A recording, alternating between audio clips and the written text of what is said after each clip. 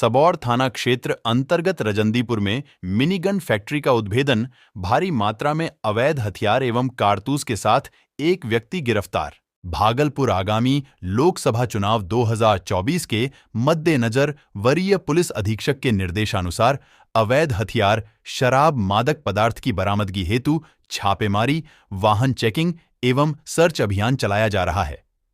इसी क्रम में भागलपुर पुलिस को सबौर थाना क्षेत्र में मिनी गन फैक्ट्री के बारे में गुप्त सूचना मिली। सूचना के सत्यापन एवं आवश्यक कार्रवाई हेतु वरीय पुलिस अधीक्षक के द्वारा पुलिस अधीक्षक नगर के निगरानी एवं पुलिस उपाधीक्षक विधि व्यवस्था के नेतृत्व में एक टीम का गठन किया गया। गठित टीम द्वारा के गुप्त सूचना के आधार पर अमिक मंडल के घर से भारी मात्रा में अवैध हथियार एवं कारतूस बरामद किया गया तथा अमिक मंडल को विधिवत गिरफ्तार किया गया। छापेमारी के दौरान कई हथियार व हथियार बनाने की सामग्री भी पुलिस ने बरामद किए हैं।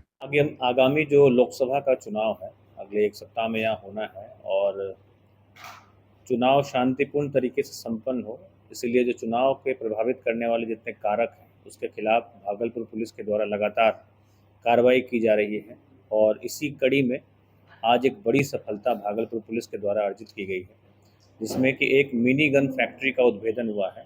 एक गांव है सबौर थाना में रजंदीपुर, वहां पे सिटी एसपी साहब के नेतृत्व में और डीएसपी लॉ एंड ऑर्डर इस पूरे रेड का नेतृत्व कर रहे थे, जिसमें कि इंस्पेक्टर सबौर थाना, हमारे डीआईयू की टीम, एसटीएफ की एक टीम लगातार इसमें काम कर रही थी और कुल 5 हथियार, पूरी तरह से निर्मित 5 हथियार, जिसमें एक कट्टा, 3 राइफल और एक 2 नाली बंदूक और एक अर्ध निर्मित हथियार बरामद हुआ है। एक व्यक्ति जिसका नाम है अमिक मंडल उर्फ अंबिका मंडल, जो कि रजंदीपुर का ही रहने वाला है, उसकी गिरफ्तारी हुई है और 20 से ज़्यादा हथियार बनाने के जो उपकरण होते हैं उसकी बरामदगी की गई है और इस प्रकार भागलपुर पुलिस के द्वारा एक बड़ी सफलता अर्जित की गई है। मिनी गन फैक्ट्री का उद्भेदन किया गया है, 5 हथियारों की बरामदगी की गई है और एक व्यक्ति की गिरफ्तारी की गई है। उस व्यक्ति से लगातार पूछताछ भी हमारी टीम के द्वारा की जा रही है और उसमें जो भी तथ्य सामने आ रहे हैं उस पर भी हमारी टीम लगातार काम कर रही है। इसमें और भी हथियार के बरामदगी एवं व्यक्तियों की गिरफ्तारी की संभावना है। सबौर थाना के टॉप 10 की सूची में शामिल कुख्यात 50,000 इनामी अपराधी चंदन टाइगर गिरफ्तार। भागलपुर आगामी लोकसभा चुनाव 2024 को देखते हुए वरीय पुलिस अधीक्षक के निर्देशानुसार मोस्ट वांटेड अपराधियों की गिरफ्तारी हेतु छापेमारी की जा रही है। इसी क्रम में टॉप 10 की सूची में शामिल चंदन यादव उर्फ चंदन टाइगर के गिरफ्तारी हेतु पुलिस अधीक्षक नगर के निगरानी एवं पुलिस उपाधीक्षक विधि व्यवस्था के नेतृत्व में एक टीम गठित की गई।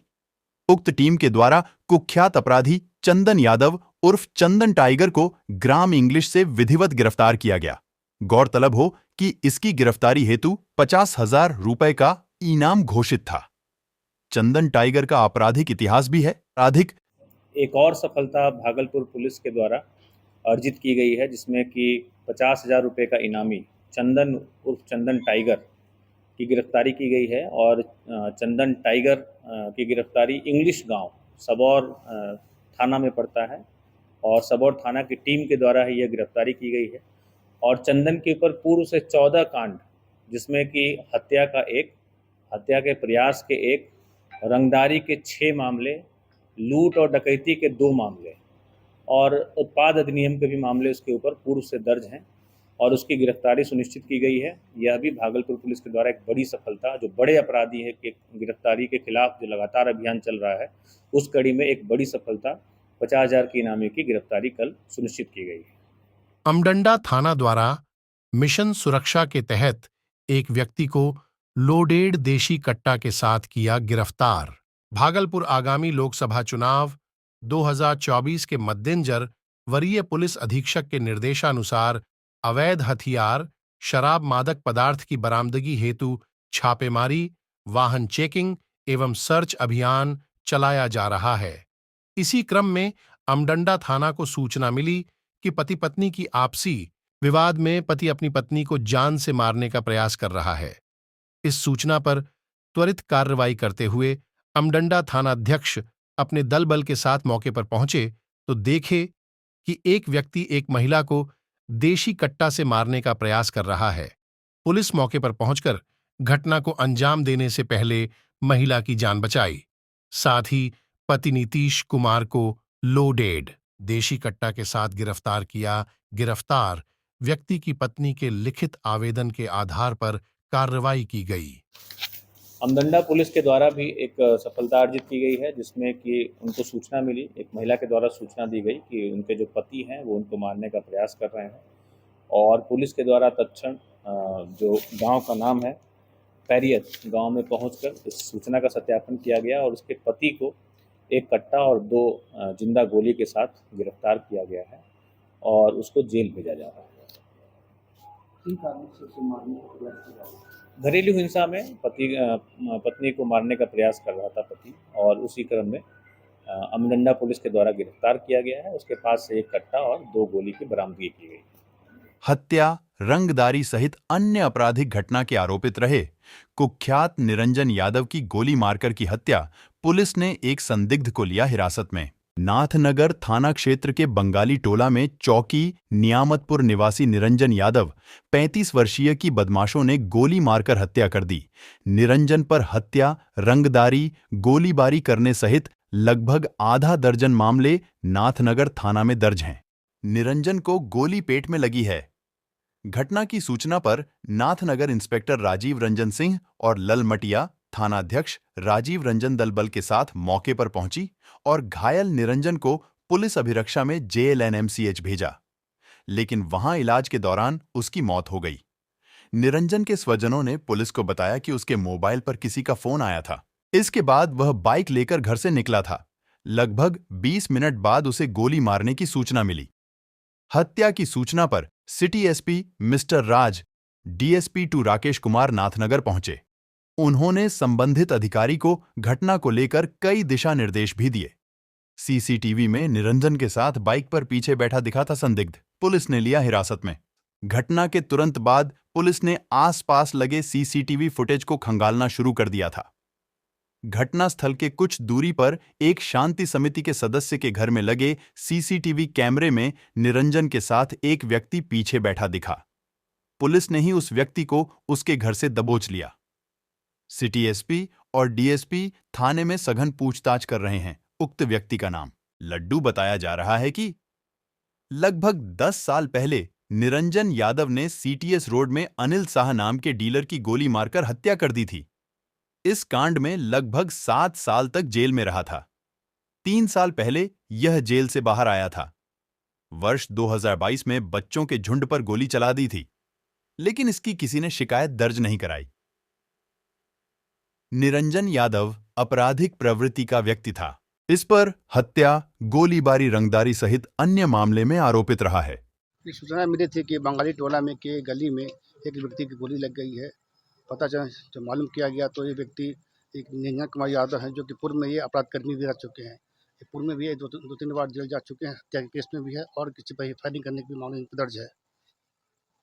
इनको इलाज हेतु अस्पताल भेजा गया है और अपराध कर्मी की जाँच पड़ताल की जा रही है और अगली कार्रवाई की जाएगी। मौत हो गई है क्या? हाँ, सुनने बताया तो जाँच के साथ उनकी मौत हो गई है।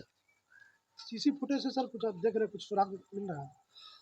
हाँ, तो उसका गतिविधि हम लोग देख रहे हैं, जांच कर रहे हैं, जो भी मिलेगा उस पर उचित कार्रवाई की जाएगी। नाथनगर के रामजानकी ठाकुर बारी घोसी टोला में 9 दिवसीय पाठ का आज हुआ समापन।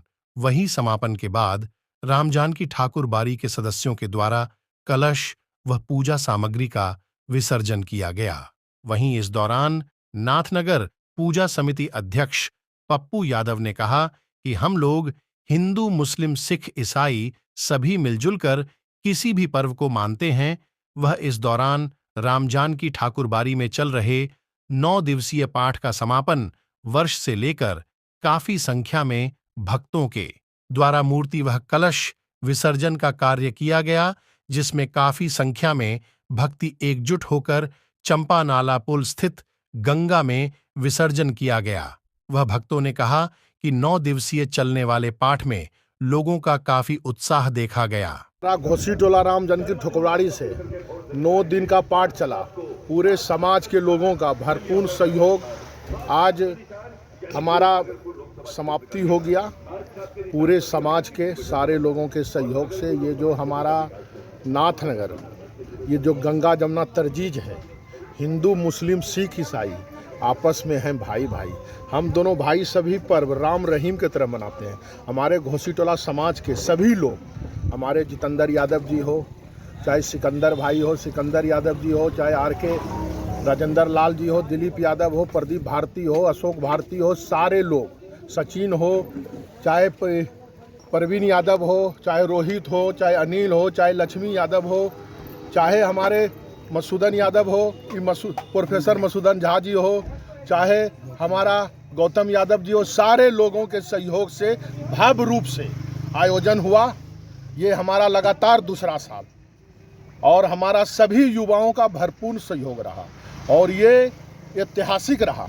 सभी लोगों के सहयोग से भव्य रूप से ये आयोजन हुआ। 9 दिन का पाठ चला और आगे भी सभी युवा का मन होगा तो ये कार्यक्रम चलता रहेगा। विसर्जित कहाँ किए? विसर्जित ये जो हमारा नगर निगम, नगर आयुक्त को और हमारे जिलाधिकारी महोदय के सहयोग से और हमारे हसन भाई जो यहाँ के प्रभारी हैं, देख रेख में और पूजा समिति के देख रेख में भव्य रूप से यहाँ हमारा जो पुरानी सराय मोड़ बाईपास के पास भव्य रूप से एकदम किसी प्रकार का भी जो भी हमारे विसर्जन में, चाहे कल बाबा मुस्कुमना नाथ का विसर्जन है, आज घोसीटोला का जो हुआ, कहीं भी कोई तरह का दिक्कत नहीं है। नगर निगम का बहुत अच्छा व्यवस्था है, नगर आयुक्त भी हमारे बहुत अच्छे हैं और भरपूर सहयोग कर रहे हैं। पूजा समिति अध्यक्ष पप्पू यादव।